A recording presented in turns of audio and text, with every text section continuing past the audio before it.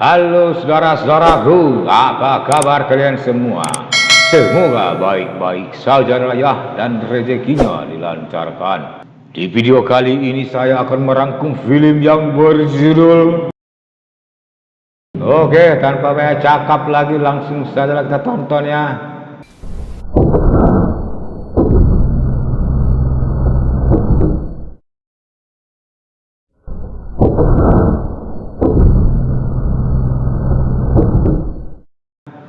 Di awal film kita diperlihatkan di negara Afghanistan seorang tentara Amerika terlempar keluar saat helikopter yang mereka tumpangi di RPG militan. Beberapa jam kemudian tentara yang terlempar tadi yang baru kita tahu bernama Miko siuman. Setelah itu dia mencoba menghubungi anggota timnya yang satu helikopter dengannya. Tapi satu pun tidak ada yang menjawab panggilannya.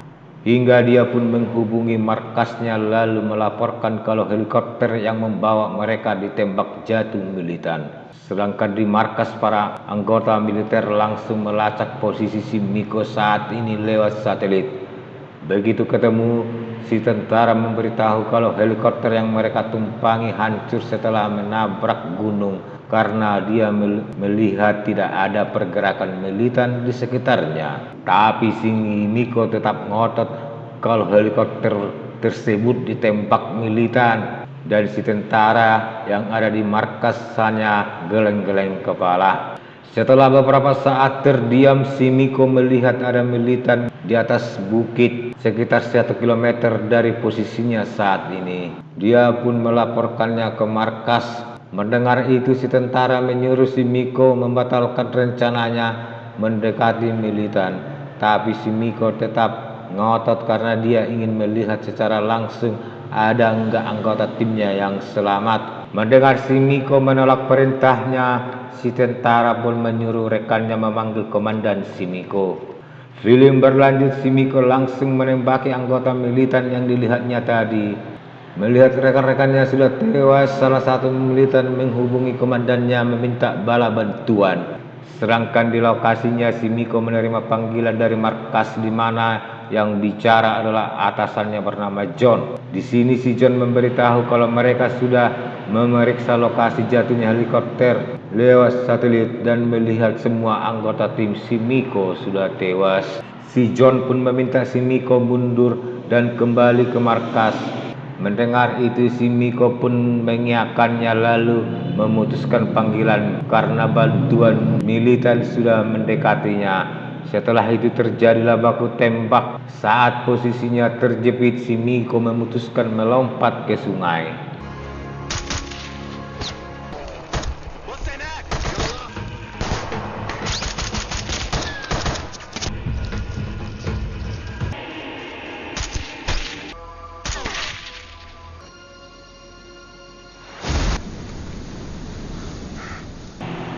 Film berlanjut, si Miko melanjutkan perjalanannya, tapi di tengah jalan dia melihat ada sebuah mobil berasap.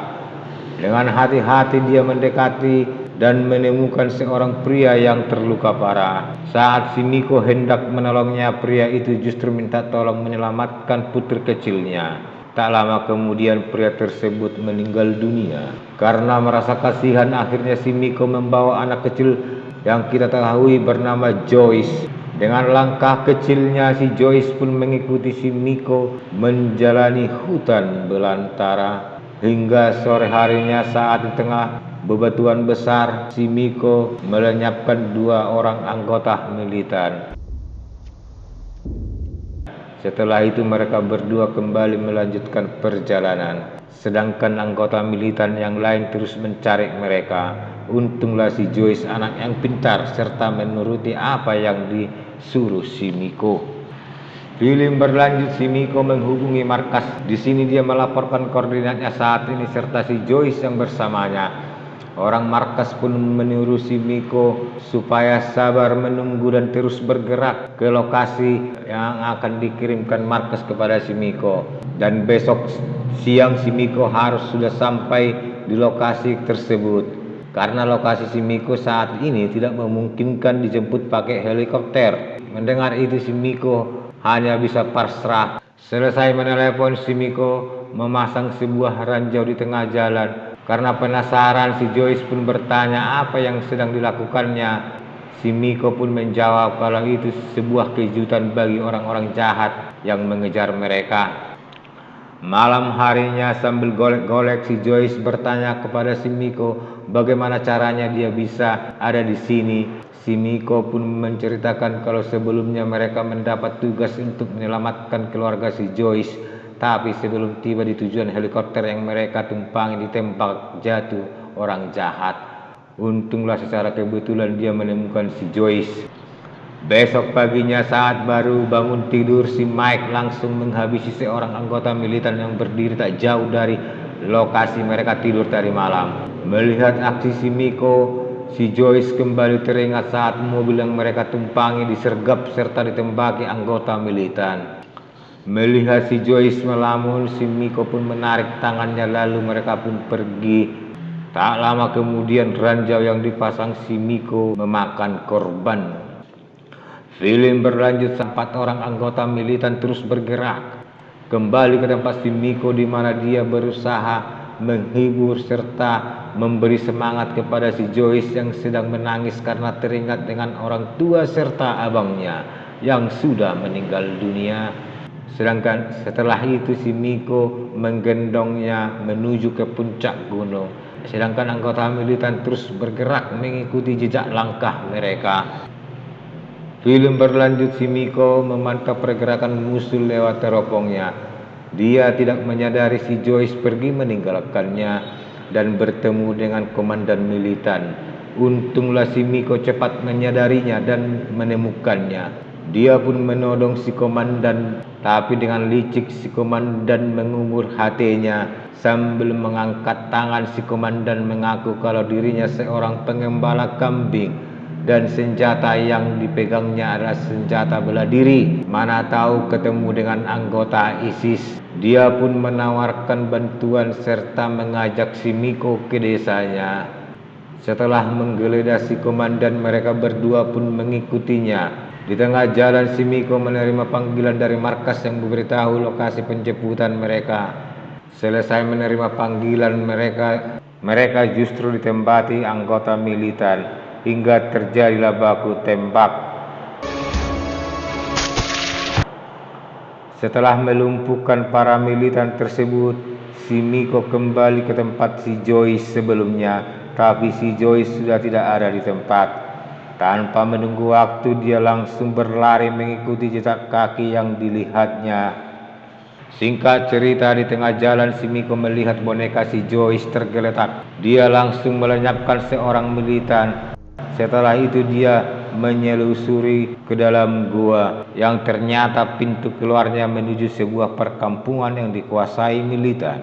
Setelah itu dia langsung melenyapkan satu persatu anggota militan, tapi sialnya dia justru tertangkap.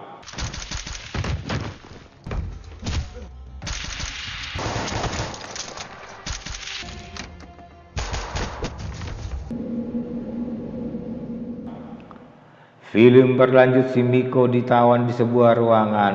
Si komandan militer pun menginterogasinya dengan bertanya kapan dan di mana lokasi helikopter yang akan menjemputnya.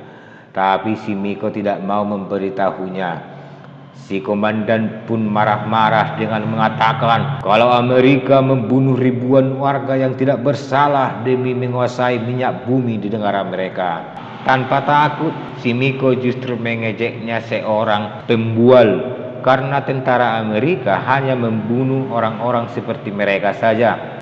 Mendengar itu, si komandan makin kesal lalu menyuruh anggotanya membawa si Joyce hingga tinggallah mereka berdua di ruangan tersebut.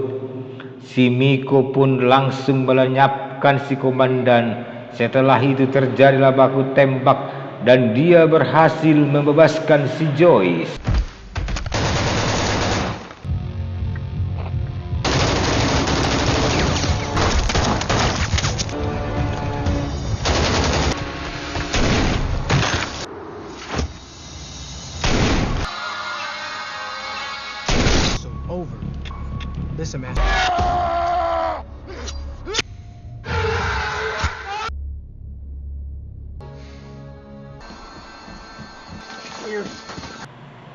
Film berlanjut dengan menahan sakit akibat luka tusuk di punggungnya.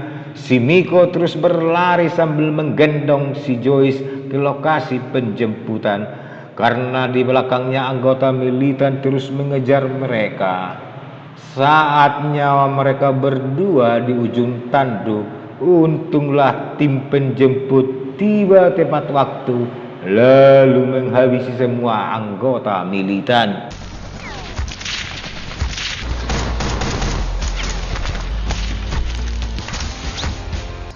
Eyes on me. Let's go! Reaper, this is Flavor.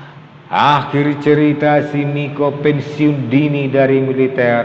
Dia pun memulai kehidupan baru di sebuah pedesaan Amerika bersama si Joyce karena dia sudah mengambil keputusan mengangkat si Joyce sebagai putrinya. Film pun selesai.